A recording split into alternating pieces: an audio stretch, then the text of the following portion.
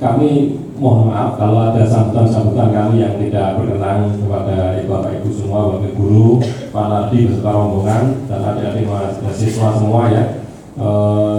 Bukan berarti kami apa-apa, tapi ya ini sebatas kemampuan kami untuk menyambut adik-adik semua, rombongan semua.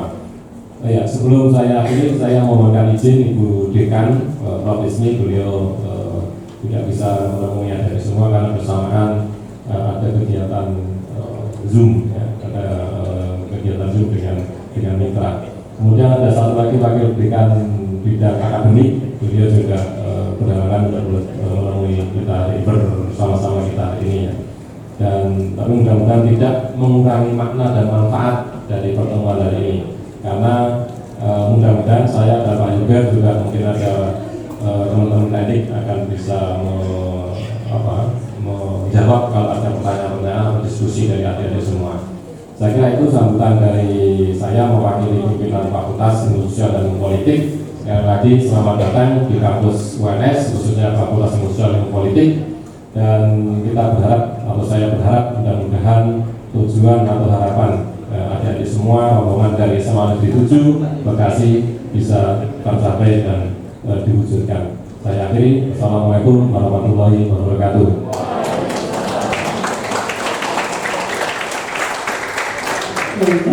Demikian tadi sambutan dari pimpinan Disiplinas. Untuk acara selanjutnya yaitu sambutan dari SMA N7 Bekasi kepada Bapak Sunardi ESPD MPD, kami persilakan.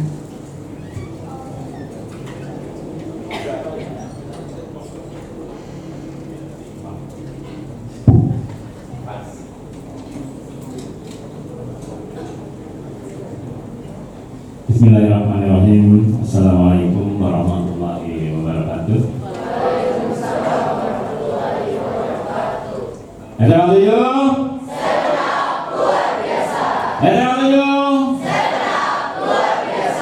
Terima kasih. Sengaja saya awalkan dengan yield agar semangat kembali, kan kita baru lelah dalam perjalanan dan dari pagi itu jam 3 kita baru sampai di kota Solo. Pertama-tama saya ucapkan pada yang terhormat Bapak Dr. Ahmad Zubaria sebagai wakil dekan 2,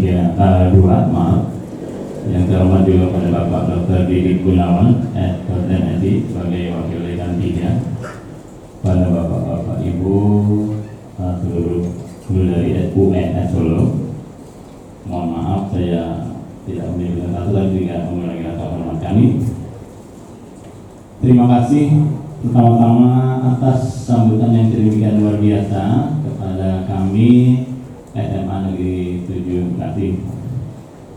Sengaja kami mengunjungi SMA UNS Solo karena memang itu merupakan salah satu program sekolah yang mana kita mengincar salah satu perguruan tinggi terbaik di Indonesia, yaitu UNS Solo ini. Tepuk tangan untuk UNS Solo dulu.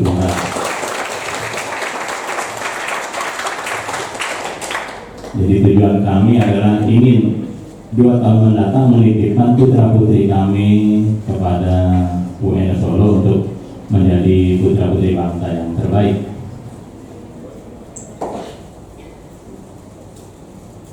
Kami di sini juga tidak sendiri. Saya akan memperkenalkan juga kepada ibu-ibu guru yang mendampingi dan bapak guru.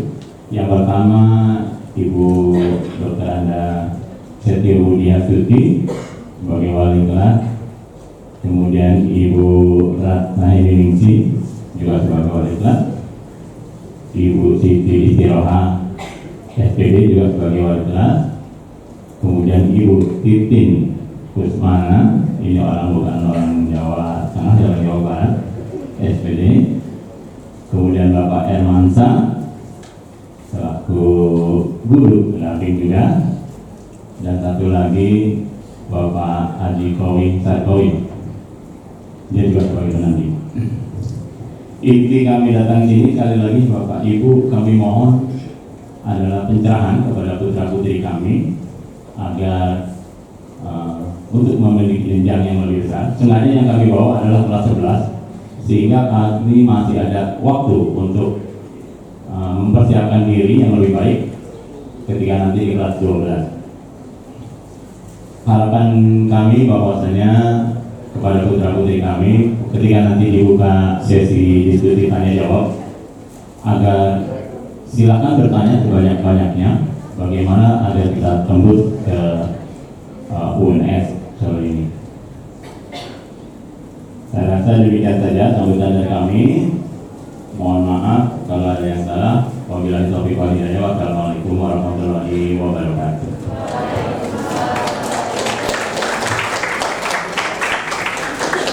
Demikian tadi sambutan pimpinan SMA Edukasi. Untuk acara selanjutnya yaitu pemutaran video tentang pendidikan si UNS.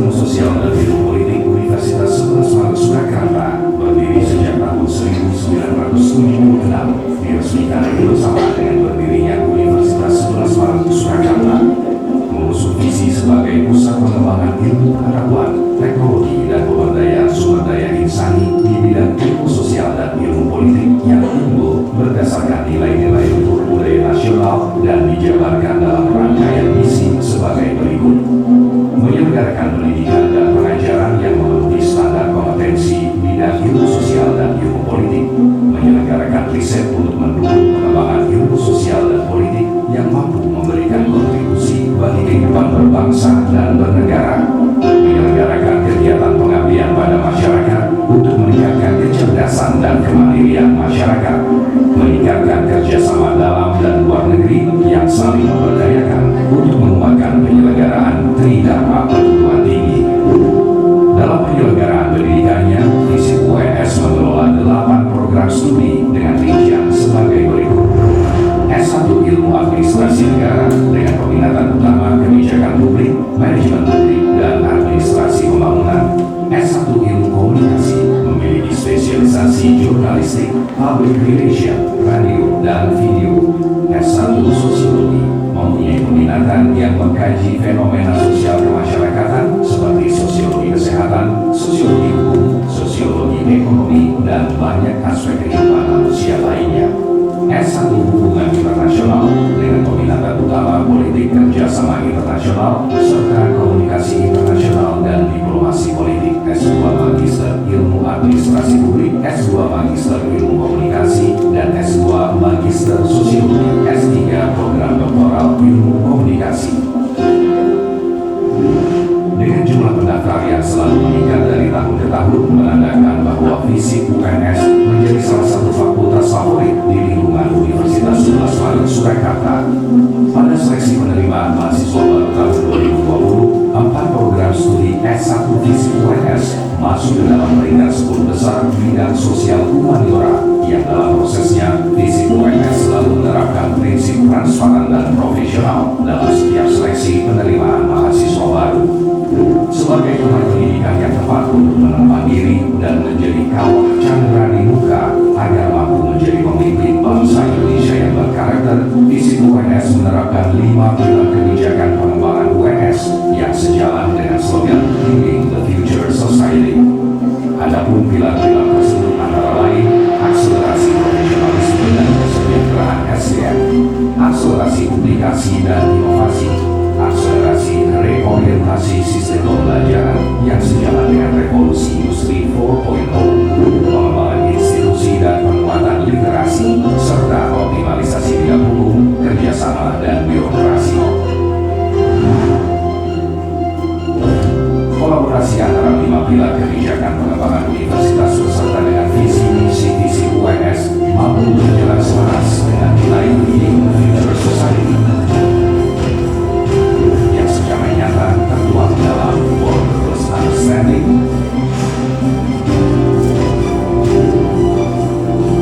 Humanism Governance, Pancasila Diplomasi,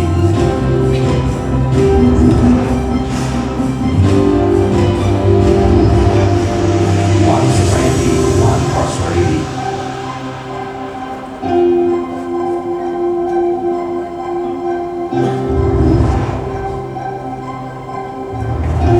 Iklim akademis yang tercipta di lingkungan FISIP UNS tidak bisa lepas dengan adanya sarana dan prasarana yang disediakan.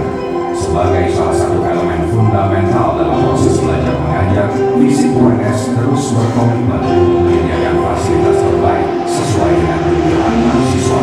Hal tersebut ditunjang dengan berbagai sarana prasarana yang terdapat di lingkungan kampus yang meliputi antara lain ruang kelas dengan standar internasional, studio broadcasting, ruang editing, laboratorium komputer, ruang seminar, aula,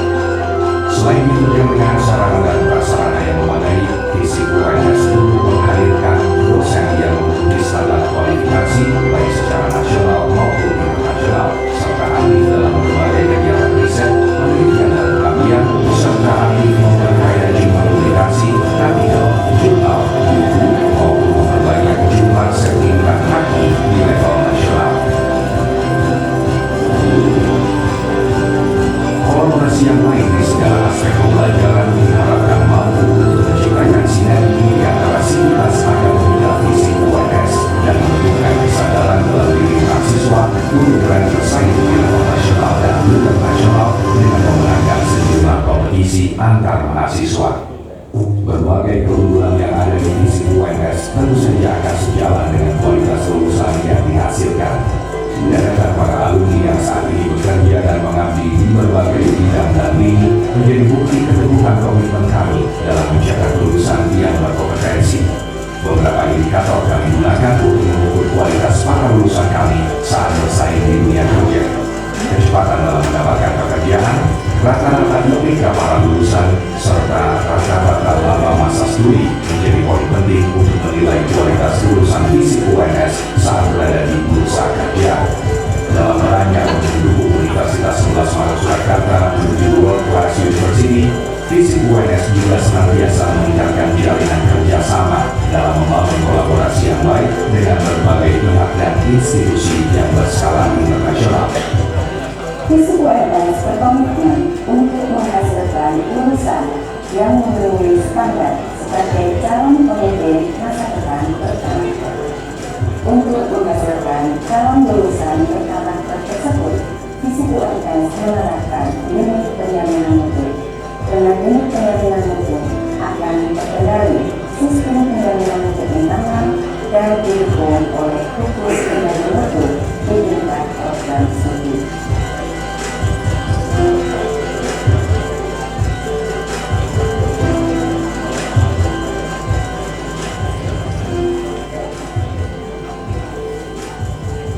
Merdeka belajar menjadi hak dari setiap mahasiswa untuk dapat mengambil mata kuliah dan program studi yang lain, baik pada fakultas yang berbeda maupun pada universitas yang berbeda.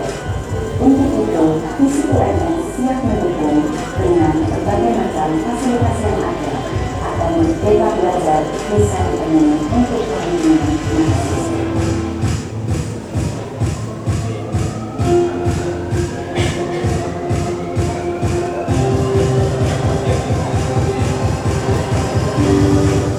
Fisik UNS siap mendukung UNS menjadi World Class University.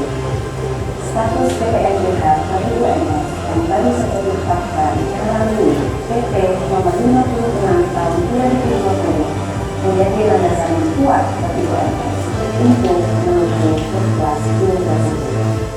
Fisik UNS leading the future society.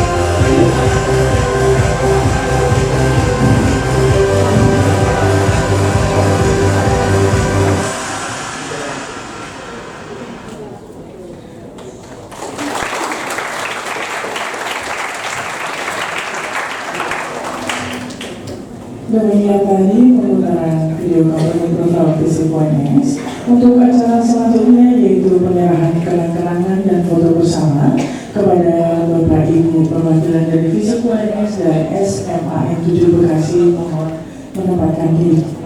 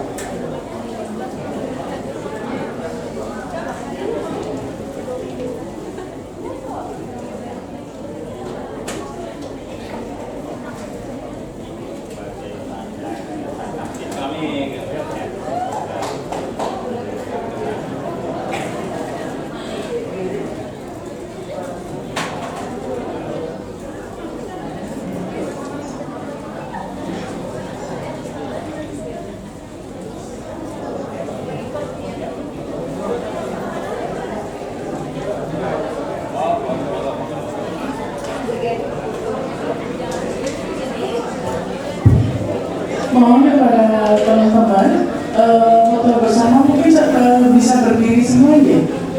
Sayap kanan dan sayap kiri bisa merapat ke tengah ya.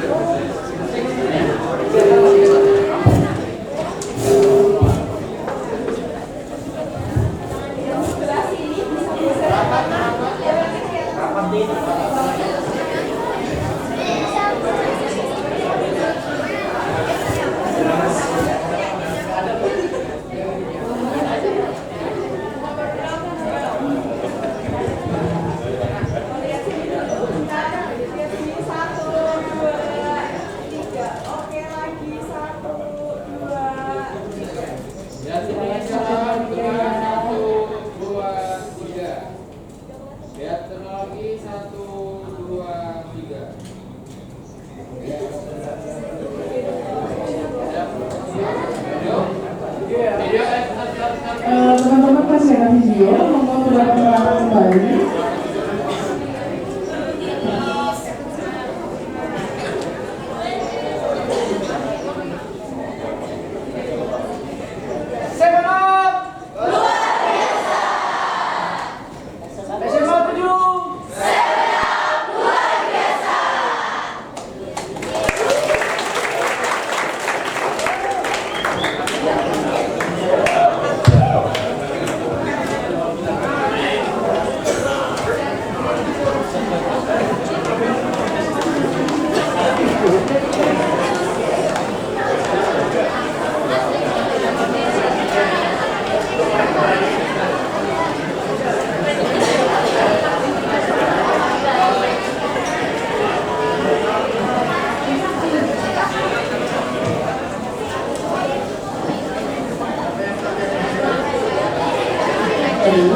Bapak Ibu, untuk yang selanjutnya yaitu diskusi.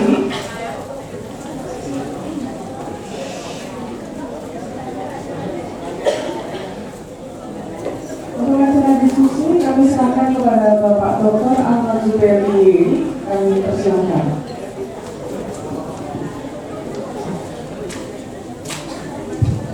Ya, terima kasih. Bapak Ibu yang saya hormati, terutama Bapak Suara SPPMPD dan teman-teman semua yang berbahagia. Saat ini kita memasuki sesi diskusi. Oleh karena itu kami persilakan dari teman-teman ya, bebas bisa 3 yang wakili yang bertanya ini. Ya silakan. Sebutkan nama. Ya. Yang paling pojok sana silakan, siapa yang bertanya? Ya, paling pojok ini.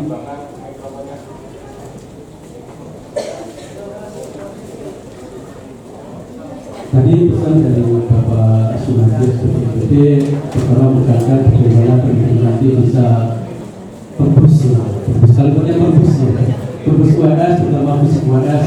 Barangkali teman-teman nanti ada yang tertarik untuk masuk ke fisik UAS. Silakan. Ya silakan. Sebut nama. Satu kali sebut namanya, tidak harus 7 kali sebut namanya.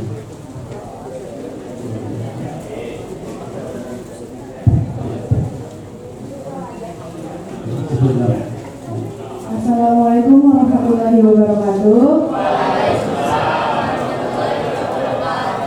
Perkenalkan, nama saya Chandra Dinda. Saya di sini ingin bertanya nih. Dikarenakan saya berniat untuk mengejar dan masuk Fakultas Ilmu Sosial dan Politik di program pendidikan Ilmu Komunikasi. Untuk masuk Ilmu Komunikasi ini, Universitas 11 Maret Surakarta membutuhkan rata-rata nilai berapa dan membutuhkan minimal portofolio sertifikat di bidang apa untuk jurusan yang membutuhkan portofolio gitu. Terima kasih.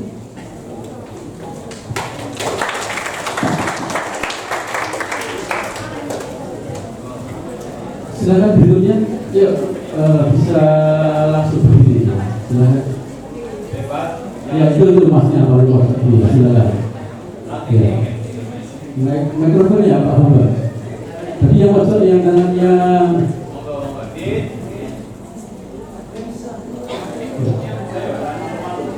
Iya. Silakan, jangan malu-malu gitu ya. Malu bertanya, tetap saya begitu. Baik, ini Bu Tilu karena mau ada acara, silakan kita jawab dulu Bu Tilu selalu berada di Indonesia. Baik, terima kasih. Assalamualaikum warahmatullahi wabarakatuh. Perkenalkan, tadi saya agak telat datang karena saya sebagai wakil dekan bidang akademik, kemahasiswaan dan juga riset. Tadi terkait dengan pertanyaan Catur Adinda, Mbak Datuk.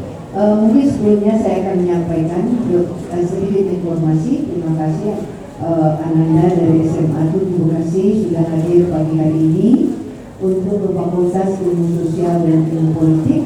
Tadi mungkin Pak Didi sudah menyampaikan atau Pak juga sudah membuka bahwa kita memiliki 4 program studi di tingkat S1, yaitu program studi ilmu administrasi negara, komunikasi, kemudian sosiologi, dan terakhir adalah hubungan internasional.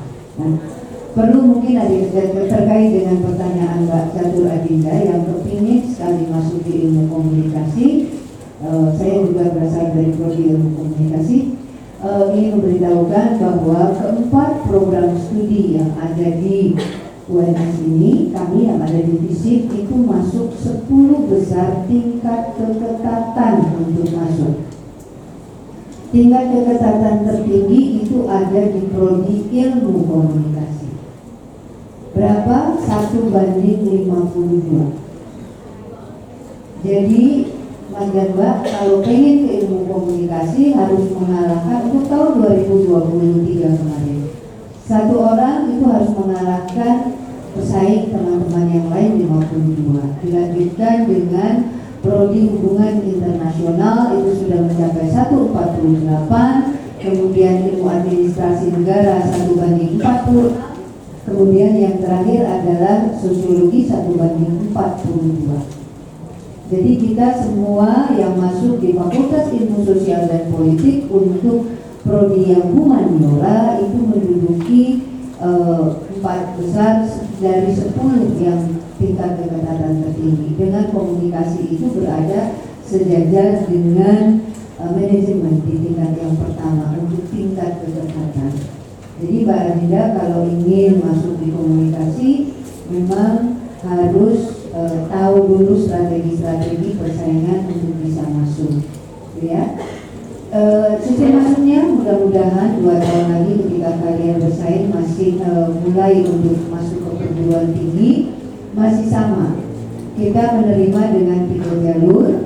Yang pertama SNBP melalui jalur prestasi, kemudian SNBT melalui jalur ujian tertulis, kemudian yang terakhir melalui jalur mandiri. Nah, berapa persentasenya? Kalau untuk jalur prestasi, UNS itu hanya menerima 15% dari masing-masing yang ketersediaan jumlah mahasiswa yang ada di masing-masing prodi. Untuk jalur SNBT 35%. Dan jalur mandiri karena UNS sudah berada di PTNBH, perguruan tinggi berbadan hukum, itu sebesar 50%. Nah, dari yang jalur mandiri, Mas dan Mbak, kita juga memiliki lagi, dipisah lagi menjadi jalur prestasi juga ada, diambilkan dari jalur mandiri. Kemudian kita juga bisa melihat jalur kepemimpinan muda. Kemudian ada juga jalur hadis Al-Quran. Itu untuk jalur mandiri. Tapi besarnya juga tidak besar untuk jalur-jalur ini tadi. Nah, tinggal nanti bagaimana teman-teman bisa berusaha untuk masuk ke UNS. Tadi ditanyakan tentang berapa skornya ya Mbak ya. Oke, kalau untuk komunikasi di sekitar 675 sampai 700 Mbak. Wow ya, ya karena memang peminatnya banyak. Itu yang menjadi skornya itu semakin tinggi karena peminatnya juga tinggi, gitu ya. Kalau peminatnya tidak banyak, mungkin skornya akan tidak semakin tinggi karena kita akan berdasarkan computerized, jadi kita hanya menerima hasil, gitu ya. Menerima hasil dari badan yang menilai apa hasil dari pekerjaan-pekerjaan calon mahasiswa ketika mengikuti tes masuk. Untuk komunikasi sekitar 675 sampai 700, sekitar itu sudah bisa masuk. Kita hanya memiliki menerima jumlah mahasiswa itu komunikasi 135 orang untuk 3 kelas, AM 135 orang untuk 3 kelas, sama sosiologi juga 135 orang untuk 3 kelas. Kemudian untuk yang paling kecil adalah di hubungan internasional, hanya 1 kelas menerimanya.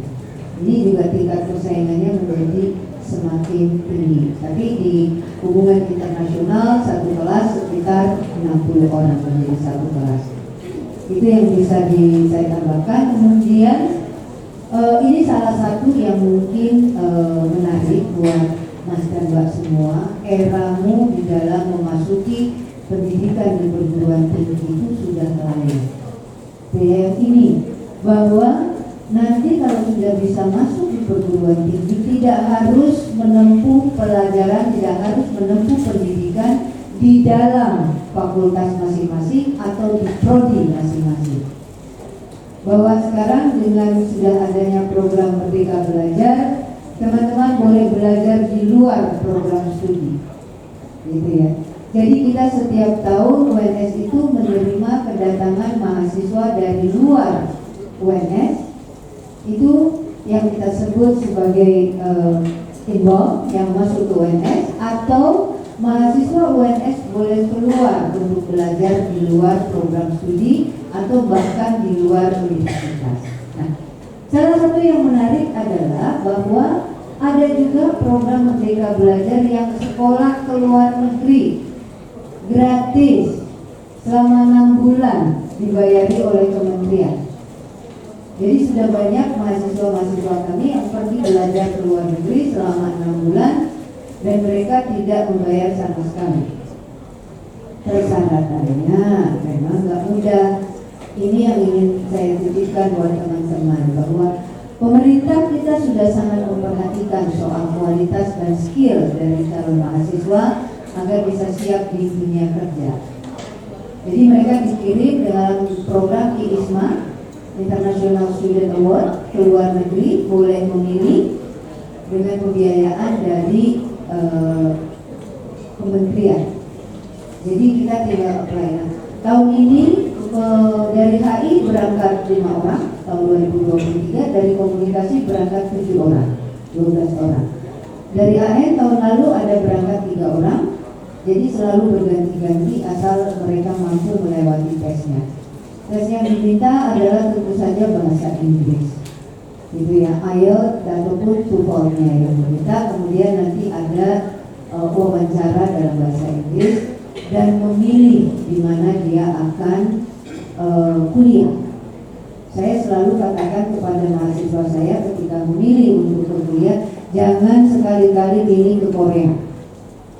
Maunya lihat K-pop, mau lihatnya drakor, gitu ya. Tapi dia nggak sadar persaingannya sangat tinggi. Ketika dia sudah masuk di level universitas saja, yang apply ke Korea banyak sekali. Jadi lebih baik cari, saya bilang kalau ke mahasiswa gitu, carilah negara-negara yang memang siap menerima, tetapi tingkat persaingannya juga tidak tinggi. Biasanya kita lari kalau tidak ke Eropa, Eropa Timur yang paling banyak itu. Misalnya Bulgaria itu masih sangat memungkinkan, gitu ya. Atau ke Inggris pun kemarin dari anak-anak HI itu bisa mereka kuliah di Inggris, gitu. Jadi tidak banyak cara untuk memilih kuliah, dan itu nanti mereka kembali biasanya diakui apa capaiannya selama kuliah di sana. Ini sesuatu yang berbeda. Jadi Mas dan Mbak mungkin nggak bisa bayangkan Kalau yang dalam negeri boleh milih, tapi karena kita di Jawa, maka kita harus milihnya yang di luar Jawa. Sebaliknya anak yang dari luar Jawa boleh kuliah di Pulau Jawa. Jadi kita selalu mendapat mahasiswa dari Manado, dari Kalimantan. Setiap tahun itu UNS menerima sekitar 200 mahasiswa dari luar. Di AN ada yang begini ya, di sosiologi juga ada yang ikut MBKM dari luar UNS yang mereka berkuliah di kita selama 6 bulan. Mungkin itu yang bisa saya sampaikan untuk tambahan. Jadi Pak Dato harus siap untuk kalau memang ingin diterima di UNS. Kalau mau ikut jalur prestasi sudah harus dari sekarang perhatikan nilai kalian, karena dilihat dari semester 1 sampai semester 5 penilaian itu ya. Baik, itu yang bisa saya sampaikan. Terima kasih. Ya, terima kasih untuk yang berkenan ada penjelasan semuanya. Selanjutnya ingin pertanyaan, silakan untuk bertanya. Kalau tidak ada pertanyaan kita sudahi saja. Ya, Pak. Jauh-jauh loh, dari koperasi kamu tanya. Kita perlu hadiah nih, Pak. Yang punya hadiah. Ya, silakan.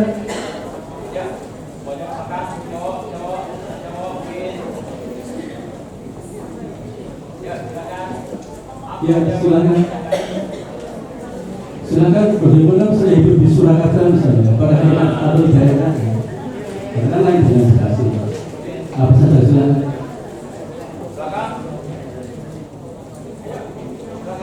Ibu guru juga boleh, silakan ibu guru. Coba ibu guru. Kalau dia bertanyakan, silakan.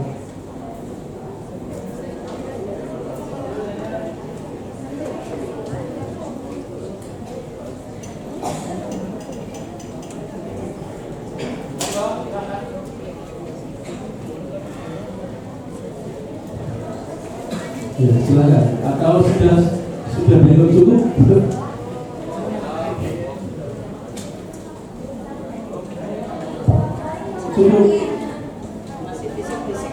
Oh iya, masih bisik-bisik.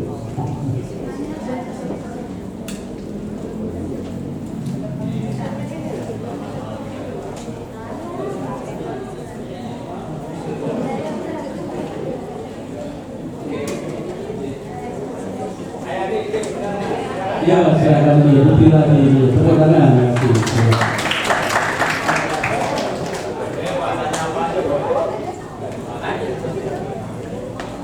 Oke. Assalamualaikum warahmatullahi wabarakatuh. Izin perkenalkan diri terlebih dahulu. Perkenalkan nama saya Salsa Ramadhani. Di sini saya mau nanya nih, boleh nggak sih Bapak Ibu dosen ngasih skill visi-visi pembelajaran dari hukum internasional itu apa aja? Karena kebetulan saya ada minat untuk masuk ke hukum internasional, dan mungkin dari SMA ini saya bisa belajar sedikit-sedikit untuk pembelajaran yang ada di hukum internasional tersebut. Terima kasih.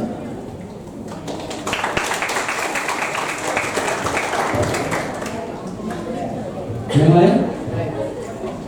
Sudah tidak ada? Oh iya, silakan.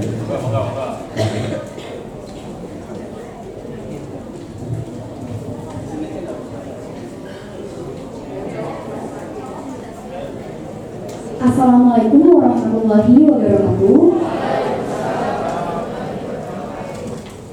Sebelumnya perkenalkan, nama saya Ceni Saftila Syahar Maulida Ahmad. Saya izin bertanya,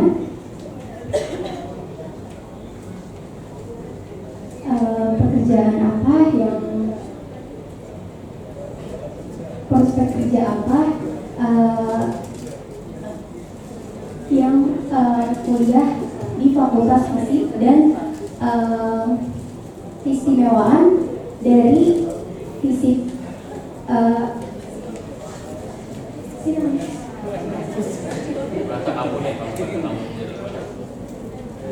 dan apa keistimewaan Fakultas Fisik ini dari fakultas-fakultas lainnya.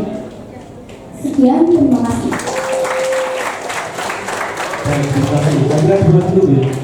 Dari saudara Bapak Dhani ya, boleh tidak saya boleh ya. Isi-isi plan berjalan di prodi hubungan internasional. Yang kedua sisinya pekerjaan apa saja atau prospek apa saja setelah lulus ini ya dari Visip UNS dan keistimewaannya apa Visip UNS. Saya persilakan Ibu Tini atau Pak Ibu untuk silakan.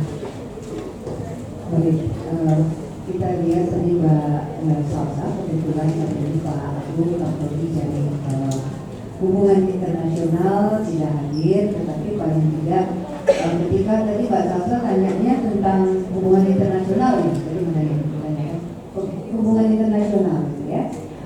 Tentu saja mata kuliah yang terkait dengan hubungan internasional adalah international relation, pasti itu sebagian besar. Nah, yang paling harus dikuasai di dalam mata kuliah itu memang untuk prodi hubungan internasional, jadi kekhususannya itu adalah lebih mendalami di dalam bahasa Inggris.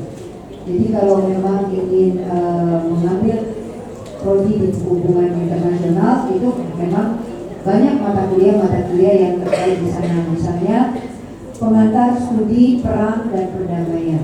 Itu sudah salah satu mata kuliah yang ada di sana yang berjadikan khusus misalnya. Kemudian teori ilmu politik, hubungan internasional, ada kejahatan lintas negara misalnya. Itu juga ada mata kuliah.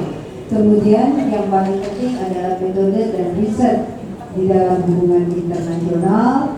Ada juga mata kuliah organisasi administrasi internasional. Kemudian yang jelas adalah yang terkait dengan politik, karena hubungan internasional terkait dengan politik, maka beberapa mata kuliahnya adalah organisasi administrasi internasional, politik internasional, politik pemerintahan Asia Tenggara, dan semacam itu. Nah, biasanya memang mahasiswa dari hubungan internasional yang menariknya adalah mereka banyak melakukan riset-riset, kemudian keterlibatan juga di dalam kegiatan-kegiatan dari Kementerian Luar Negeri. Jadi biasanya mereka banyak. Nah, salah satu celahnya adalah ketika mereka mengikuti kegiatan-kegiatan yang diselenggarakan oleh Kementerian Luar Negeri ataupun ASEAN di Jakarta, mereka bisa mengambil celah untuk mengikuti magang biasanya. Anak-anak dari HI itu kebanyakan magang di Kementerian Luar Negeri maupun di ASEAN di Jakarta, sehingga ini menjadi satu penciri khusus yang buat anak-anak dari hubungan internasional, gitu ya Pak. Nah, mungkin yang Bu Tiri perlu sampaikan, sistem pembelajaran ketika kalian kuliah nggak sama dengan SMA. Tidak ada lagi bahwa guru akan mengingatkan, ayo masuk kelas, duduk kelas, tidak. Semua tanggung jawab ketika kalian sudah masuk di dunia perguruan tinggi itu ada di kalian.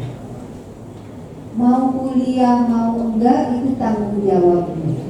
Ketika nanti kita sistem perkuliahan kita sudah terkomputerized, sehingga ketika kita tidak ngeklik atau lupa untuk presensi, tahu-tahu nggak boleh ikut ujian. Jadi sudah ada aturan, misalnya 75% kehadiran harus masuk. Tidak ada yang akan mengingatkan, Mas Mbak. Itu menjadi tanggung jawab pribadi. Ada presensi di kelas, dosen juga tidak akan mengingatkan. Sudah presensi belum? Tidak. Semua tanggung jawab. Jam perkuliahan juga tidak ada duduk jam seperti biasa 7 sampai jam 1, nggak ada. Tergantung bagaimana peletakan jadwal dari masing-masing di fakultas. Jadi biasanya yang baru masuk itu agak sedikit kaget yang semester 1. Misalnya dosen tadinya kuliah jam 7 pagi, biasanya kita meletakkan mata kuliah jam 7:30. Tapi kadang-kadang dosen ada kegiatan sehingga kuliah dimundurkan. Misalnya semacam itu, kita harus siap. Ada yang kuliah tadinya jam 7, jam 1 kuliah 7:30, nanti kuliah kedua jam 3 sore, harus siap. Jadi nggak kayak di SMA jam 7 sampai jam 1, itu yang harus diperhatikan juga. Kemudian penugasan. Yuk, kalau mau di kuliah di FISIP, kalau mau kuliah di FISIP UNS, ada 3 syarat yang paling harus teman-teman miliki. Terutama tadi Mbak Mbak Catur, kalau mau di komunikasi gitu ya, ataupun pada umumnya 3 hal penting. Satu, kuliah di fisik itu adalah kuliah umumnya untuk anak-anak yang ekstrovert, tidak introvert. Kalau anak yang introvert, pendiam, you not happy, gitu ya. Karena apa? Karena sistem pendidikan kita sekarang itu kalau kuliah harus kerja kelompok, bukan kerja sendiri-sendiri. Jadi kalau yang pendiam, nggak pernah bergaul, anak mama, sulit kuliahnya. Yang pertama, jadi harus punya kepribadian yang ekstrovert. Kemudian bisa kerja kelompok. Kalau nggak bisa kerja kelompok sulit, ya. Sekarang kan kalian sudah biasa ada penugasan. Kemudian yang ketiga harus punya ide yang agak di luar outbox. Jadi jangan kuliah datang duduk begitu selesai terus pulang. Ini not happy, gitu ya. Jadi harus mengikuti sesuatu pemikiran anak muda yang out of the box, tapi tentu saja positif, membangun sistem perkuliahan kalian. Baru akan happy kuliah di fisik. Biasanya nih udah semester 3 sudah lupa kalian.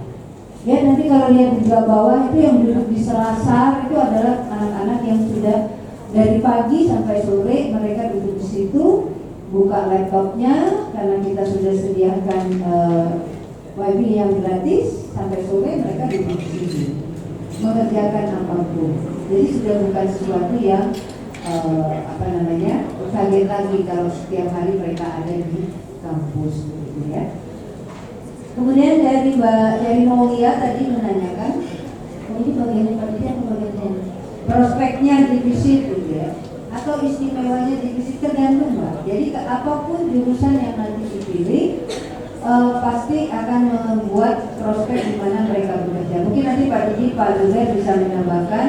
Pak Zubair dari sosiologi, Pak Didi dari administrasi negara. Prospek bekerjanya kalau dari komunikasi sudah jelas nanti bidangnya adalah paling banyak di bidang media dan juga public relation, ataupun juga menjadi peneliti ataupun mau jadi dosen silakan. Di komunikasi kita memiliki prodi di fisik kita punya prodi S2-nya ada 3 magisternya, magister administrasi publik, magister komunikasi, magister sosiologi. Kemudian kita punya doktoral S3, kita punya S3 ilmu komunikasi. Jadi itu yang bisa dilihat buat Mbak Jerry Maulia. Jadi kalau dari komunikasi, media, public relation biasanya akan lari ke sana.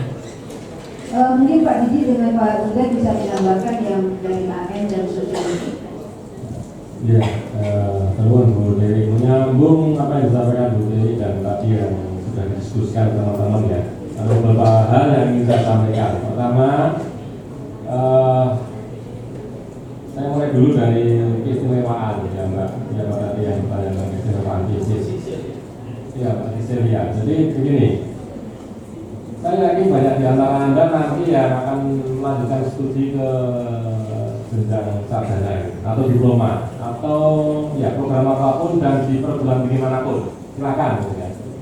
Di sini juga alhamdulillah gitu kan, bisa kalau PNS juga sangat memadai untuk studi lanjut. Hanya yang ingin saya sampaikan adalah ketika Anda memutuskan atau ingin melanjutkan studi ke perguruan tinggi, pertama silakan perhatikan status perguruan tinggi tersebut. Dalam hal ini adalah akreditasinya apa. Akreditasi itu salah satunya untuk menunjukkan kualitas atau keunggulan dari perguruan tinggi tersebut atau program studi tersebut. Ya. Di S1 misi, ya, sedikit informasi kepada adik-adik semua. Ya. S1 administrasi negara saat ini akreditasinya sudah unggul, ya. Juga memiliki akreditasi internasional juga ya, dari perusahaan. Teman-teman dari prodi S1 ilmu komunikasi dan S1 sosiologi akreditasinya juga sudah A ya. Saat ini masih proses A itu harus sama dengan unggul gitu kan.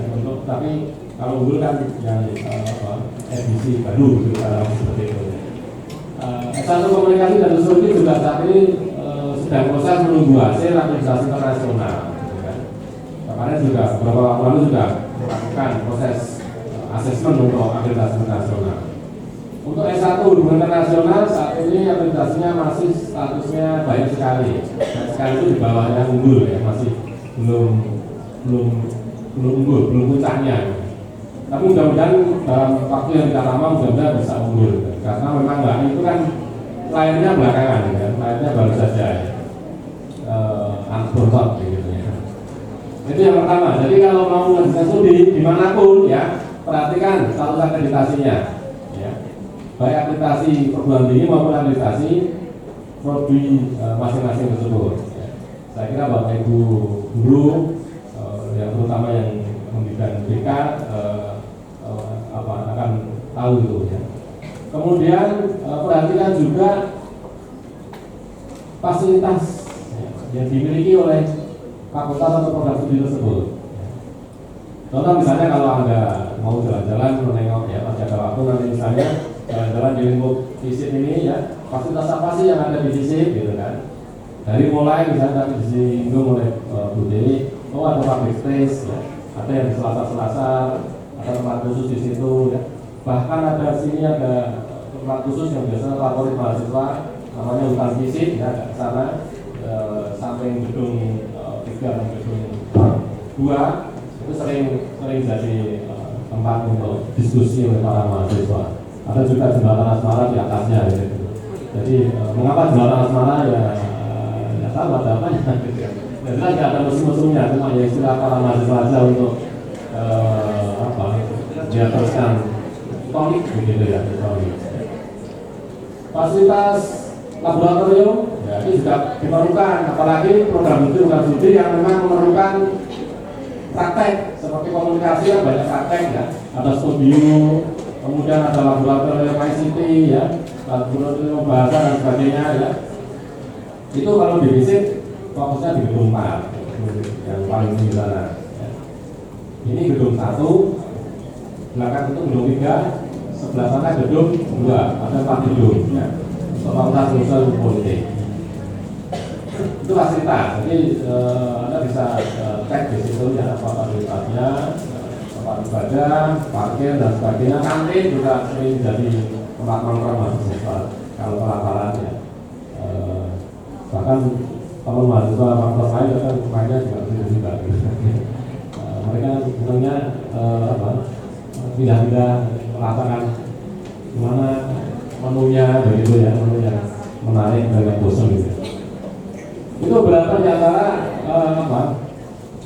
yang perlu diperhatikan. Termasuk tadi yang pertanyaan Mbak Sisil tadi ya, prospek kerja itu juga penting gitu ya. Pemahaman Anda terkait nanti kalau sudah lulus dari program studi tersebut, saya bisa kerja di mana atau bisa apa gitu kan. Nah, ini juga diperlukan, pemahaman ini perlu gitu ya. Maka nanti pertanyaan menarik, apa sih yang dipelajari prodi ini, prodi itu gitu kan.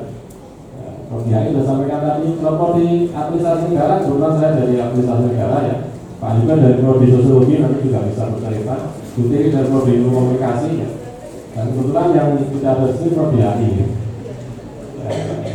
Pak prodinya kemarin masih Kupang NTT. Untuk AN, kalau Anda memang tertarik ya menekuni bidang administrasi negara atau istilah lain administrasi publik ya, yang dipelajari apa? Yang dipelajari di S1 administrasi negara atau administrasi publik itu hal yang berkaitan dengan ya, kepentingan-kepentingan atau tata kelola urusan publik. Ya. Jadi sedikit salah kalau Anda memahami administrasi negara itu yang dipelajari adalah bagaimana menata nasib, ya, bagaimana membuat surat, salah besar. Ya. Itu pengertian administrasi dalam pengertian sempit, gitu ya. Kalau administrasi negara atau administrasi publik itu lebih strategis dari sekedar teknis mana itu. Ya. Contoh misalnya kebijakan publik. Ya. Jadi kalau kita bicara tentang peraturan, ya, itu kebijakan. Ya. Bagaimana proses penyusunannya, bagaimana mekanisme penyusunan yang ideal. Ya. Kalau dari sisi legal formalnya teman kita dari fakultas hukum, tapi kalau di kaitannya dengan kaitannya spiritnya, semangatnya, bagaimana menyusun sebuah kebijakan yang ideal itu dari teman-teman administrasi negara, administrasi publik. Juga manajemen publik, ya, bagaimana mengelola kegiatan, mengelola proyek, mengelola pelayanan dan sebagainya, itu juga dari teman-teman administrasi publik. Maka kalau dari administrasi negara, administrasi publik, biasanya proses lulusan itu sebagian besar atau banyak diantaranya adalah ke birokrasi, ya, atau ke lembaga-lembaga pemerintah atau non pemerintah yang mengurusi atau mengelola urusan-urusan publik. Publik itu siapa? Ya, sebenarnya masyarakat umum.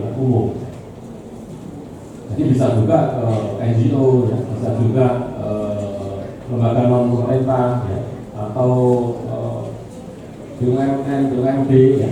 Sekarang sudah mulai melebar ke sana karena mereka juga mengelola juga urusan publik, ya. Misalnya dalam apa? PSR, ya. Corporate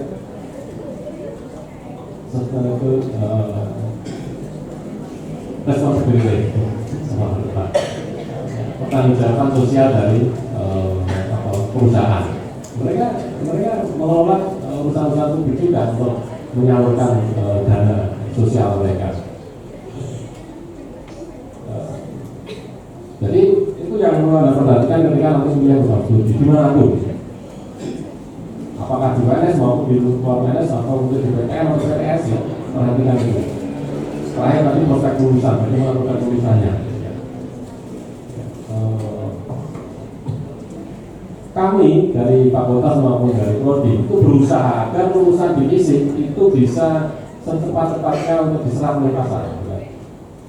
Karena kalau Anda tidak tahu, ya, di perguruan tinggi itu juga sejauh mana lulusan itu terserap oleh pasar itu menjadi salah satu indikator, ya, kinerja dari perguruan tinggi tersebut atau program studi tersebut. Ya.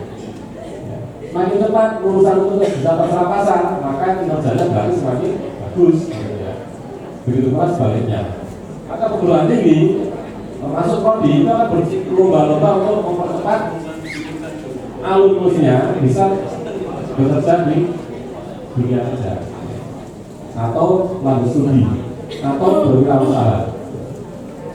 Yang penting tidak nganggur, ada kelanjutan dari selanjutnya. Maka itu bisa menjadi concern untuk menentukan nanti mau kemana. Ya. Kemudian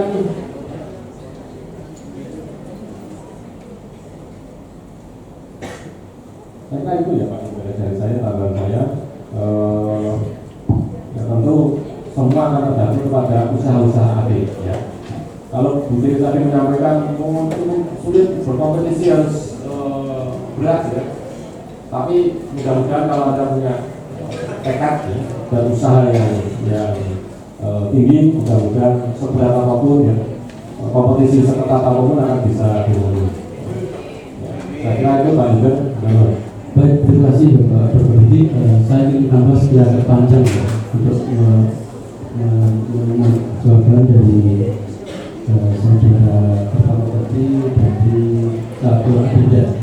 Tapi sebelum itu saya mau izin untuk menyampaikan dan untuk menyapa, ya, Bapak Sunardi SPT MBD. Tadi juga ada Ibu Setiabudi Astuti, kemudian ada Ibu Ratna.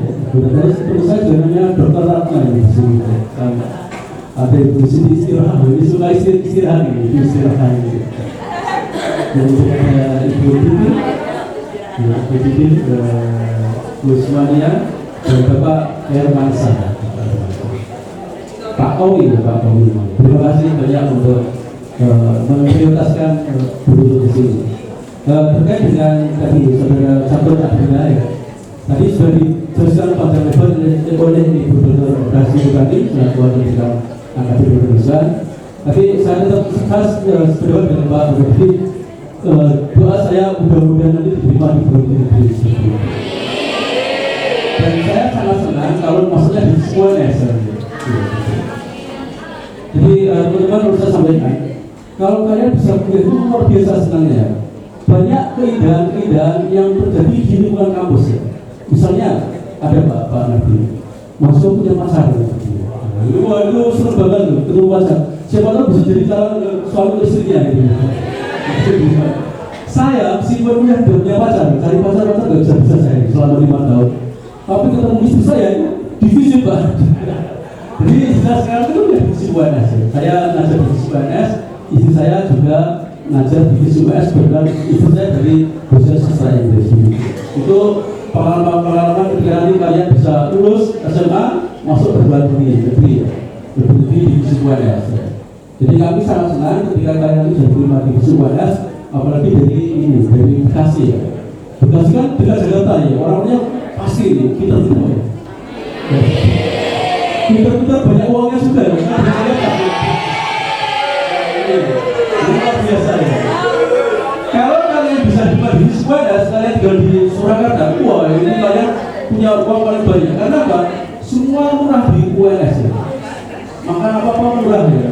Apalagi yang misalnya bikin ini, suwi apa itu ayam itu murah di seperti itu. Surakarta jamin semuanya aman, nyaman dan apa-apa murah seperti itu. Kemudian berlanjut ke saudara ini ke sel-sel ada dulu ya. Nanti sudah dijelaskan oleh Ibu ini Pak Lebar. Kalau kalian di HI, kalian juga harus siap-siap nanti kalau bisa di dunia besar misalnya Australia gitu. Di bapak ibunya harus seperti itu. Bisa besar Amerika begitu ya. Kalian perlu juga ketahui hidup di Australia, di Amerika itu jauh berbeda dari culture-nya di Indonesia ya. Pengalaman saya di Australia 3 bulan, luar biasa. Dan ini agak pulang ke Indonesia ya. Tapi kan yang 3 bulan dibatasi ya, harus pulang ke Indonesia. Pengalaman saya di Amerika juga begitu, beda dengan Indonesia. Bahasanya beda ya, kulturnya juga beda. Dan saya yakin teman-teman semua yakin tahu tentang Amerika ya. Karena Amerika negara superpower ya. Ketika bicara misalnya sekarang Palestina dan Israel, sana muncul nama Amerika juga. Ketika kita bicara Rusia, ya sekarang berdebat dengan tetangganya itu ada nama Amerika. Jadi pesan saya, kalau kalian nanti bisa kuliah, kemudian dapat istri atau suami yang baik, dan kerja yang baik, kunjungi Amerika. Juga bisa Washington, DC dan sebagainya. Jadi ini ada juga tadi salah ramalan ini. Siap-siap, you have to speak English well because you have your choice to go to international relation program. You should speak English very well, not English French or something. French is very beautiful language, French. Very beautiful. Who favorite person? Apakah kalian bisa berbicara bahasa Prancis? Ini kan bahasa. Oleh karena suppose que vous savez devoir la français, karena itu bahasa luar biasa. Kebetulan saya sebenarnya di Prancis, tapi tahun saya berbahasa Prancis dan berbahasa Prancis. Kemudian yang berikutnya ini dari saudara Cecilia ya. Tadi Pak Dwi bicara lebar. Tapi pada pokoknya, kalau kalian tanya prospek apa pekerjaannya, tadi sampaikan kalian bisa pilih PNS atau PNM ya. PNS itu pegawai negeri sipil atau pegawai militer bisa ya. Jadi lulus kuliah, kemudian wajib militer itu bisa. Hampir semua prodi Jakarta, kita saya sosiologi bisa, kedokteran bisa seperti itu. Meskipun proporsinya tidak terlalu banyak, tapi bisa gitu. Yang kedua, atau kalian lihat di instansi swasta, perusahaan swasta seperti itu bisa. Jadi sosiologi bisa kerja di BNI juga bisa, Pak, karena seringkali teman-teman malah tidak bisa tadi. Kalau sosiologi kan di sosial, tapi ada di bank kejaksaan seperti itu. Tapi tergantung apa instansinya itu butuh prodi apa, sebenarnya tergantung kita Jakarta. Atau yang ketiga, kalian bisa membuat perusahaan sendiri. Jadi kamu yang berwirausaha. Saya kemudian Profesor Biosaki ya, ikut Jepang. Kalau you ingin jadi orang kaya raya, maka you harus punya pendapatan yang pasif atau pasif income. Caranya apa? You dirikan perusahaan. Kalau hanya you ingin hanya berhenti ya pas-pasan, kamu cukup banyak. Pak Nadir, sampai di negeri banyak cukup. Jadi kalian yang kemudian opsinya di negeri ya oke ya. Saya berhenti insya Allah cukup untuk istri, untuk anak, di rumah, di mobil cukup gitu. Itu pengalaman saya. Enggak lah Pak. Oh, bukan ya. Jadi begitu ya saudara Cecilia ya. Kalau keistimewaannya itu apa ya? Fisik dan istimewa ya. Satu, Pak Presiden Jokowi sekarang tinggal di Solo, Surakarta, posisi istimewa. Banyak orang yang berkunjung ke Solo karena lantaran apa? Pak Jokowi tinggal di Solo. Sekarang Solo punya juga masjid yang istimewa juga Pak, luar biasa ya. Itu banyak berkunjung ya. Untuk lagi, visi keuangan sekarang perguruan tinggi yang sudah PTNBH.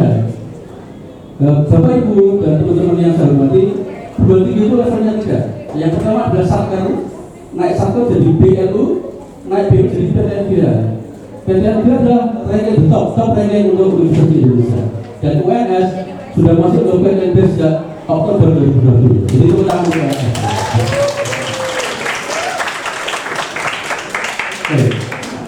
Itu satu perguruan tinggi. Kemudian untuk akreditasi tadi Pak Doroti sudah menyampaikan hampir semua sudah A kita ya, kecuali HI karena HI baru lahir tahun 2012 sehingga masih B. Tapi yang lainnya komunikasi sudah A, sosiologi sudah A, bahkan komunikasi dan studi sekarang baru menunggu akreditasi internasional di AKAS. AS sudah punya akreditasi internasional namanya 3A dan AS sudah A. Artinya kalau kalian pilih AN, KOM, sosiologi hari itu tidak salah pilih ya, juga tidak salah asuhan. Jadi pas dan lulus Pak, kita suruh lulusan di Indonesia. Lengkap juga. Saya kira itu beberapa tambahan dari saya. Mudah-mudahan kalian tidak kecewa. Dan beberapa sesuatu yang berusaha. Tadi Pak sudah begitu. Mudah-mudahan betul-betul buat pencerahan. Dan insya Allah kita semua yang di depan semua cerah-cerah, ya, wajahnya cerah. Begini akademi luar biasa ya, sangat cerah. Pak Diti ini perencanaannya bagaimana sebuah depan, dan saya dua keuangan, bagaimana keuangan itu cukup untuk ambil semua kegiatan. Dan di sini Pak Diti, Pak Sunardi MPD luar biasa, ini tabunya banyak kan seperti itu. Baik, sebelum satu mungkin masih ada lagi pertanyaan. Oh, tambah banyak oh ini jadi jam 3 sore. Ya silakan. Assalamualaikum warahmatullahi wabarakatuh. Pertama perkenalkan nama saya Nisha Sandri. Saya izin bertanya kepada Bapak Ibu, kira-kira prospek kerja hubungan internasional setelah menjadi diplomat atau bekerja di intergovernmental organization seperti United Nations itu apa, dan mengapa riset yang selama ini saya baca mengenai hubungan internasional itu lebih cenderung memakai metode penelitian kualitatif daripada kuantitatif. Terima kasih. Selanjutnya, ya silakan.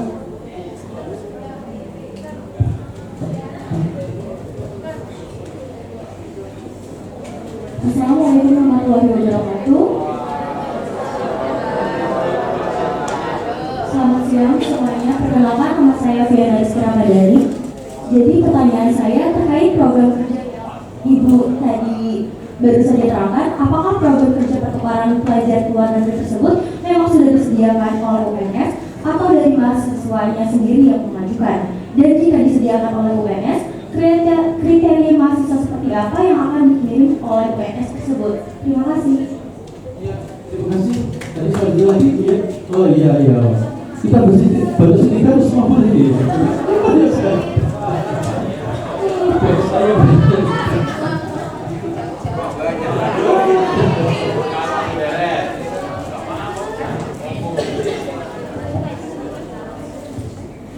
Baik, sebelumnya Assalamualaikum warahmatullahi wabarakatuh. Izin memperkenalkan diri, saya Vivi Deswinata. Saya izin untuk bertanya terkait untuk masuk ke visi UNS ini. Karena kami sudah menjalani kurikulum merdeka yang mana materi dipelajari itu campuran antara IPA dan IPS. Apakah kami yang mempelajari materi yang tidak sesuai IPA mampu untuk memuat nilai rapor mata pelajaran yang tidak bersangkutan dengan materi fisik UNS yang mayoritasnya adalah IPS? Baik, terima kasih.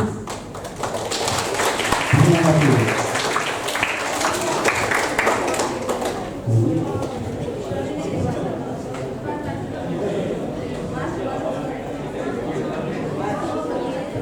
Ya, silakan.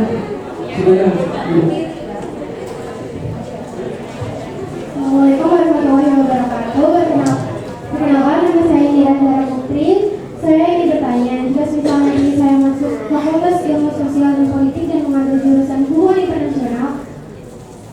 Hubungan Internasional tadi bilang katanya bisa magang kan, bisa magang di mana saja, dan apakah magang hubungan internasional itu dibayar? Lalu apakah orang yang tidak mahir bahasa Inggris bisa masuk jurusan hubungan internasional? Terima kasih.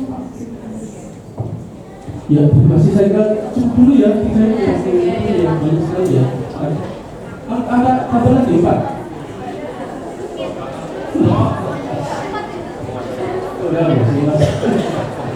Ya, tadi silakan ya. Ya, silakan yang masuk tangannya. Ya, silakan. Ya, silakan. Assalamualaikum warahmatullahi wabarakatuh. Perkenalkan, nama saya Yasmirin Afia. Saya dari kelas 11 S9. Sebenarnya ini ada berkaitan dengan sosial media. Nah, dari sosial media ini ada research bahwa salah satu fakultas ilmu sosial dan politik ini kayak seperti ilmu komunikasi dan salah sosiologi itu ada research mengenai itu fakultas yang masuknya itu orang tidak pintar. Nah, menurut Bapak Ibu itu bagaimana tanggapannya terhadap research tersebut? Terima kasih.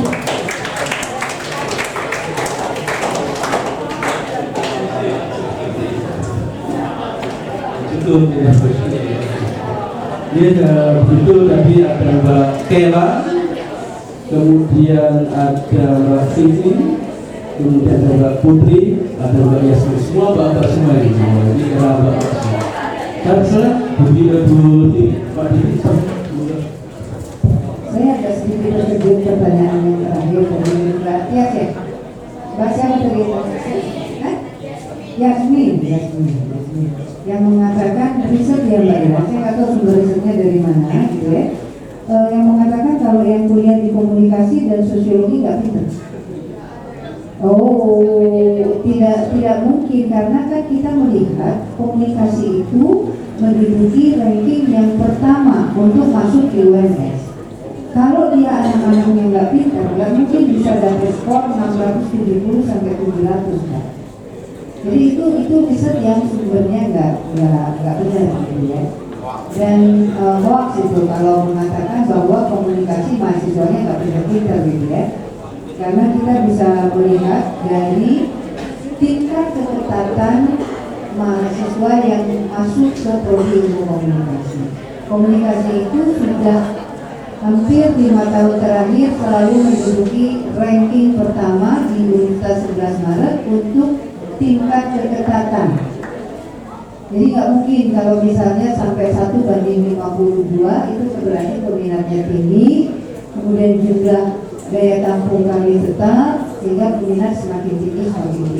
Ya, jadi itu hoax Mbak Yasmin. Jadi nggak, untuk sosiologi juga kita melihat kalau sudah 1:42 itu bukan anak yang bodoh-bodoh yang bisa masuk gitu ya, karena yang harus bersaing di dalam tingkat keketatan itu tadi, gitu ya Pak. Oke. Tadi Mbak Keisa ya untuk HI ya, berarti kalian sudah melihat mengapa HI itu metode penelitiannya banyak kualitatif dibanding kuantitatif. Nah ini sebenarnya agak hebat juga nih anak-anak SMA sudah menanyakan bagaimana bedanya antara kuantitatif atau kualitatif. Tentu saja nanti dipelajari. Kita melihat bahwa kalau kualitatif itu kita tidak mencarikan apa. Biasanya kalau kualitatif ini saya selalu, kemudian saya juga mengajar metodologi penelitian komunikasi. Jadi kalau sebenarnya mengapa kita memilih kuanti atau kuali itu tergantung dari permasalahannya, gitu ya. Jadi permasalahan itu apakah kita tahu exactly jawabannya terhadap permasalahan itu? Kalau peneliti tidak tahu jawabannya mau jadi semacam apa, misalnya saya kasih contoh. Kenapa sih narapidana itu suka pakai tato? Misalnya kenapa tato itu identik dengan seorang narapidana atau orang yang punya perilaku menyimpang? Kita ingin tahu nggak jawabannya Mas Dana? Kenapa kok narapidana itu selalu pakai tato, identik dengan tato?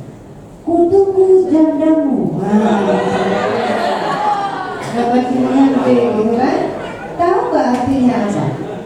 Kalau nggak tahu pengen diteliti apa misalnya pemaknaan simbol dan pemaknaan dari tato seorang narapidana, kita nggak ngerti jawabannya.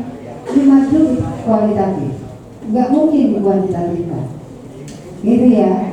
Jadi permasalahan-permasalahan yang ada di HI digali dengan hal-hal misalnya bagaimana kita melihat sekarang bagaimana contoh-contoh misalnya kegiatan-kegiatan yang terkait dengan HI. Misalnya kita bisa melihat banyak terjadi perempuan yang dipekerjakan di luar negeri mengalami perundungan dan lain sebagainya. Itu nggak bisa dilakukan dengan kuantitatif. Kita harus menggalinya secara kualitatif. Itu semacam itu.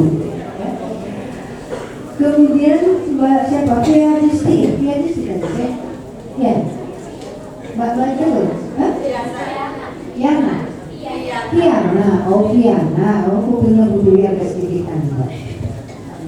Piana berkaitan dengan IISMA itu dari program kementerian Mbak. Jadi mahasiswa biasanya kita dari fakultas, dari universitas akan memberitahu kapan program itu mulai bisa di-apply. Itu diperbolehkan untuk anak-anak mulai semester 5. Karena dia biasanya sudah mendapatkan dasar-dasar, kemudian mereka juga sudah dipersiapkan untuk bahasa Inggrisnya. Nah, UNS itu menyelenggarakan secara lokal terlebih dahulu. Jadi disaring di level universitas siapa yang berhak untuk bisa mengikuti IISMA. Jadi kita punya standar, gitu ya. Biasanya yang menangani adalah dari International Office untuk mengikuti program IISMA. Nah, nanti kalau sudah baru mengikuti tes yang diselenggarakan oleh kementerian. Banyak sekali biasanya yang melamar itu saya biasanya yang akan memberikan untuk mahasiswa yang mau mengikuti seleksi itu bisa dari FISIP sendiri itu di atas 50-an. Tapi nanti yang diterima sedikit. Tahun ini seluruh UNS itu hanya 54 orang dengan FISIP 12 orang. Itu sudah cukup lumayan untuk mengikuti kegiatan IISMA tahun 2023 ya. Itu ya Mbak Briana. Jadi yang menyelenggarakan dari kementerian. Jadi kementerian kita Kemendikbud yang memberikan program Merdeka Belajar untuk melakukan internasional student award ini ya. Tidak bayar sekali, malah diberi biaya hidup dan juga dibebaskan dari tuition fee untuk membayar biaya pendidikan di luar negeri. Kemudian tadi Mbak Vivi ya? Vivi menanyakan bagaimana kalau sekarang sudah merdeka belajar tidak lagi ada pilihan jurusan IPA ataupun IPS ya? Biasanya Mbak Vivi, kami dari setiap fakultas ataupun setiap prodi itu memiliki mata kuliah mata pelajaran yang dipentingkan, yang diutamakan untuk bisa masuk di masing-masing program studi. Jadi kalau misalnya di HI, dia akan menentukan nilai bahasa Inggris yang harus tinggi. Kalau di komunikasi biasanya itu tergantung dari masing-masing prodi yang mengajukan. Misalnya kita di akhir ketika menjelang untuk mulai penerimaan mahasiswa baru, seluruh kaprodi yang ada di UNS itu biasanya dikumpulkan oleh Pak PR1, kemudian kita mengisikan pembobotan untuk penilaian di masing-masing program studi. Kalau misalnya untuk program studi HI itu pembobotan bahasa Inggris, mereka meminta nilai yang lebih tinggi dibanding pembobotan yang lain. Untuk di ilmu komunikasi pembobotannya di bahasa Indonesia, karena nanti Anda lebih banyak untuk terkait dengan penulisan. Kemudian di HI, di sosiologi dan di administrasi negara juga tergantung dari masing-masing mata kuliah yang dibobotkan oleh masing-masing prodinya. Jadi begitu, tidak perlu takut karena Anda sudah mengikuti MBKM yang Merdeka Belajar, tidak lagi tergantung mana IPA, mana IPS. Nanti juga di ujian masuk juga sudah tidak tergantung lagi pada mata kuliah, toh. Kalian akan tesnya yang bersifat skolastik gitu kan. Jadi sudah tidak lagi dibutuhkan kemampuan-kemampuan yang di luar menyerap daripada mata pelajaran yang disampaikan.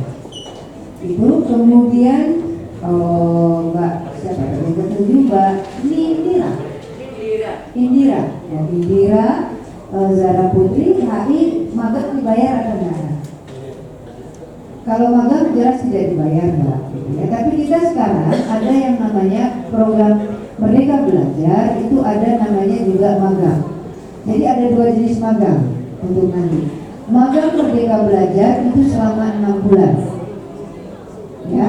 Tapi kalau magang yang wajib itu hanya sekitar 2-3 bulan. Jadi ada magang itu 2 sekarang. Nah, kalau yang magang untuk MBKM 6 bulan itu biasanya mereka dibayar, Pak, gitu ya, dari kementerian. Kemarin ini ketika anak HI itu melakukan magang di kementerian, karena sekarang itu Kementerian Luar Negeri banyak sekali program-program yang mereka lakukan untuk dengan kegiatan-kegiatan yang berkaitan dengan luar negeri, sehingga mereka butuh mahasiswa banyak untuk pada event-event tersebut. Nah, itu mereka dibayar. Gitu ya.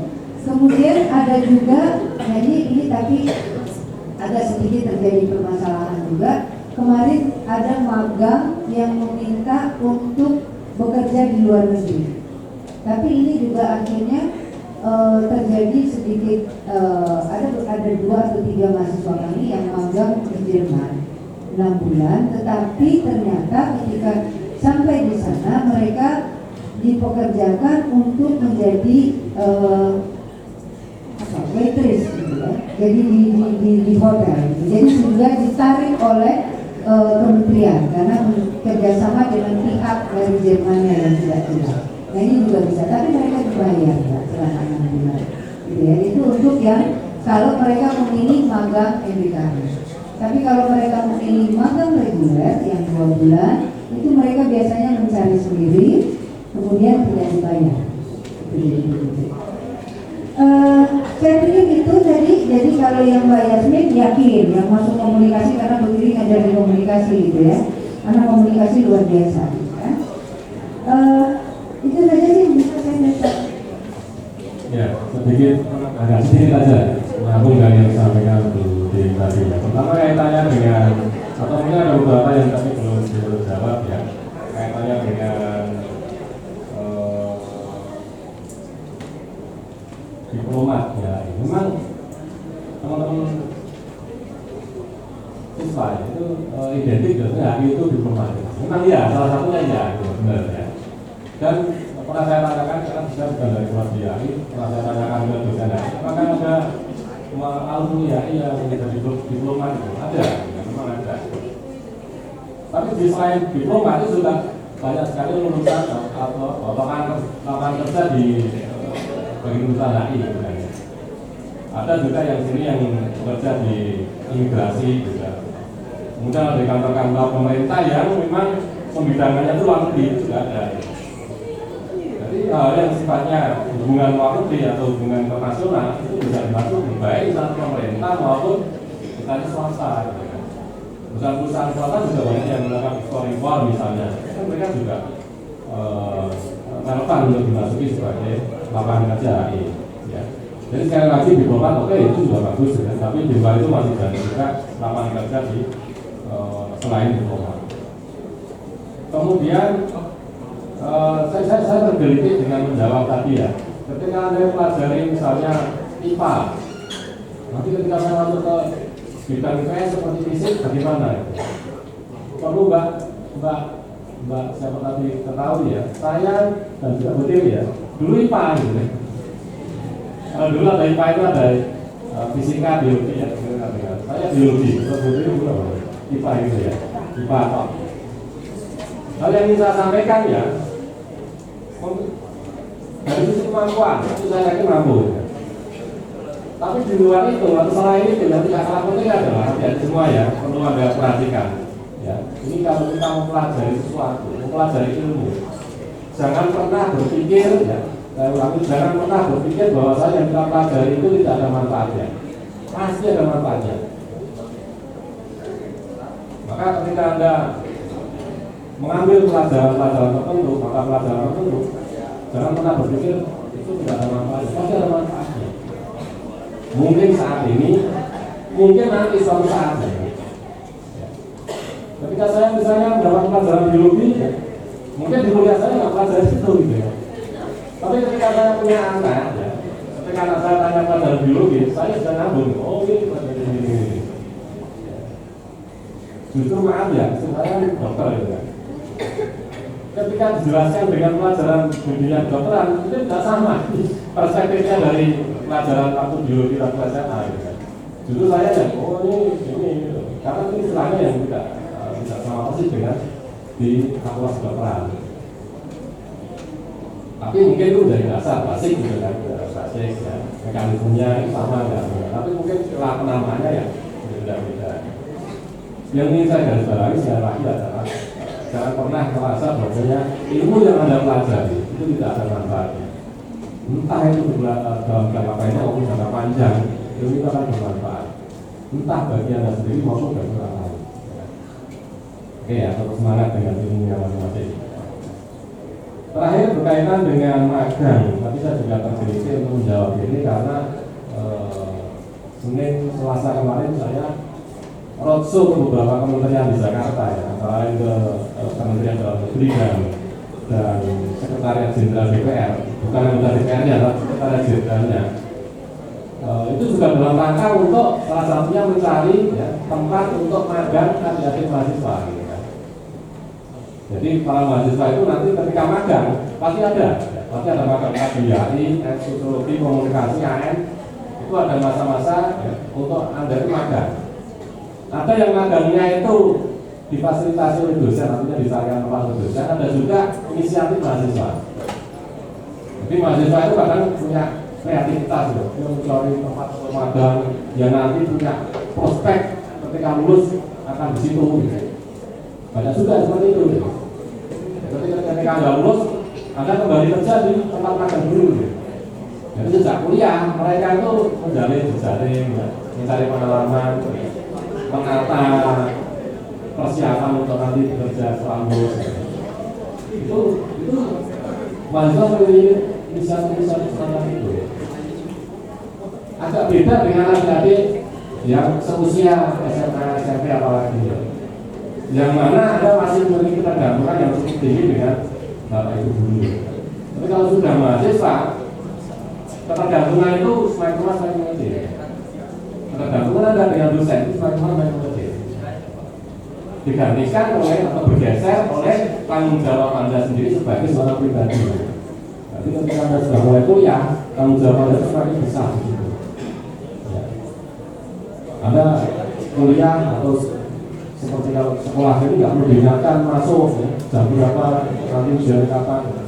Tapi kalau kuliah, Anda harus cari informasi itu lebih mandiri. Ya. Anda nggak punya informasinya, Anda tidak mencari info, ya Anda ketinggalan. Jadi sudah mulai didorong untuk Anda memiliki kemandirian yang lebih besar. Nah, kembali ke magang tadi. Jadi magang itu seringkali digunakan oleh para mahasiswa untuk membekali diri, mengembangkan diri, dan juga menjalin jejaring dengan dunia kerja. Jadi ya, inilah dunia kampus. Anda mudah-mudahan semakin lama semakin sudah mulai terbiasa untuk memasuki dunia kampus. Ya, kurang lebih seperti itu gitu ya. Anda didorong untuk semakin lama mengembangkan diri, ya, semakin mandiri dan menentukan masa depan Anda secara bertanggung jawab. Saya kira itu terakhir ya. Kalau ada yang tidak berkenan atau yang sesuatu yang salah dari saya, ya mohon maaf.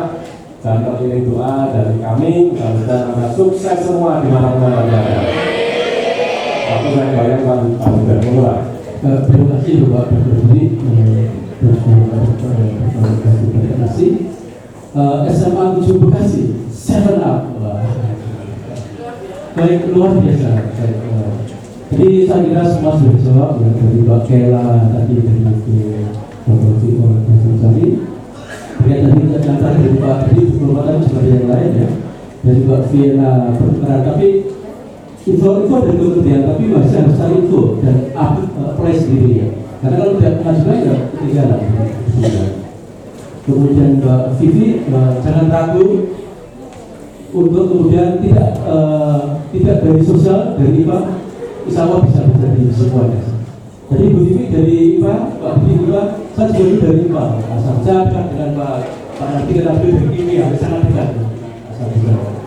Jadi bahkan yang tidak tahu bahasa India, bulan bodi ya. Every day we can learn dari kemudian dari Mbak Indra Putri seperti itu ya, bisa makan kemana-mana lah ya. Mbak Yasmin ya, jangan sampai tidak ada pikiran seperti itu lah, itu sebuah sikap yang baik ya. Income dan sosiologi ada di Putri juga loh ya. Dulu zaman saya dari masa dulu Pak Hadina Suyono itu Menteri BKPM. Yang kedua lagi ada Menteri dari sosiologi Pak Andi Malarani. Tapi kemudian ada semesta. Artinya mereka ada orang-orang hebat seperti itu. Contoh pada Ibu Presiden itu orang yang hebat sekali ya. Kenapa hebat? Karena itulah beliau dibutuhkan dalam jabatan Wakil Dekan Akademik Mahasiswa. Itu adalah pendidik untuk sebuah fakultas seperti itu. Saya kira sudah semua. Saya ingin berbawahi tadi Pak Dr. mengatakan kalau kalian ingin belajar ilmu, yakinlah bahwa ilmu itu akan bermanfaat di kemudian hari. Bahkan ketika kami ingin masuk surga, kalian semua ingin masuk surga, kuncinya hanya ilmu. Karena ilmu itulah yang kemudian menuntun kita masuk surga. Bapak harap likuli syair babul wababul jannati lainnya, itu sudah sebuah hadis. Jadi kita harus yakin seperti itu. Segala sesuatu ada kuncinya, dan kunci masuk surga adalah ilmu. Saya kira berdirian begitu dari kami, dan saya sebutkan karena Bu Tini sudah ada kegiatan wawancara. Jika ada salah dari Anda, mohon maaf. Sebelumnya kami berikan waktu untuk closing statement dari Pak Sunardi. Terima kasih. Baik, terima kasih. Jadi anak-anak kalian, intinya adalah sengaja kami membawa kalian ke sini agar terbuka wawasan. Yang kalau di sekolahnya kita melihat sejauh mata kita, tapi kalau di sini kalian akan lihat jauh lebih luas. Jadi jangan lebih terikat dengan saya nanti mana enggak gitu. Berpikirlah bahwa wawasan anak lulusan SMA itu kan jauh di bawah anak lulusan perguruan tinggi dalam berpola pikir. Nah itulah nanti yang akan membawa kalian dalam kehidupan kalian ke depan. Ya, jadi semangat. Lalu jangan terpaku oleh pemikiran sempit. Bukalah wawasan kalian seluas-luasnya. Jangan tidak berjalan dulu. Silakan kalian membuka wawasan seluas-luasnya agar kalian bisa menggapai apa yang kalian cita-citakan ke masa depan yang jauh lebih baik. Demikian dari saya. Assalamualaikum warahmatullahi wabarakatuh.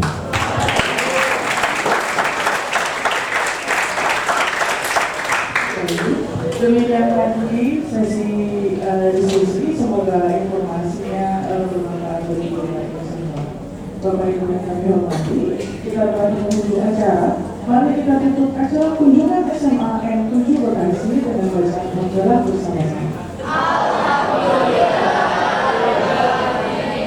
Acara telah kita lalui. Terima kasih atas kehadiran Bapak dan Ibu semua. Saya selaku MC yang bertugas dan panitia mohon maaf atas salah kata dan perbuatan. Kami pamit undur diri. Wassalamualaikum warahmatullahi wabarakatuh.